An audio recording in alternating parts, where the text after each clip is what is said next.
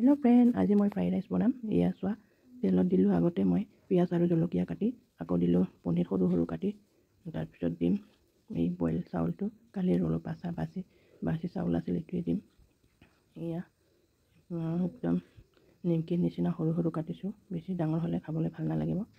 এয়া এতিয়া অলপ নিমখ দিলোঁ, নিমখ দিলে পনীৰত লাগে অলপ। এয়া এতিয়া হালধি দিম, ৰঙা হ'ব অলপ। এয়া আধা চামুচ দিলেই হ'ব, বেছি নালাগে।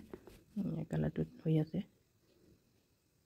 আপোনালোকেও খাই চাব, বৰ ভাল লাগে তেনেকুৱা। এয়া এতিয়া মই ভাতটো দিলোঁ,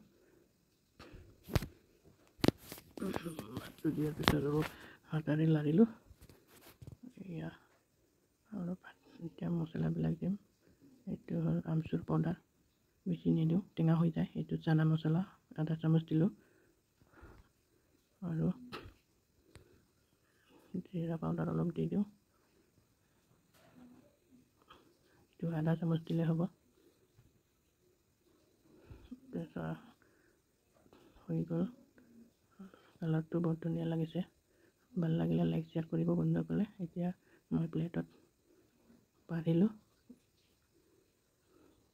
বাই বাই বন্ধুসকল, বান্ধৱীসকল।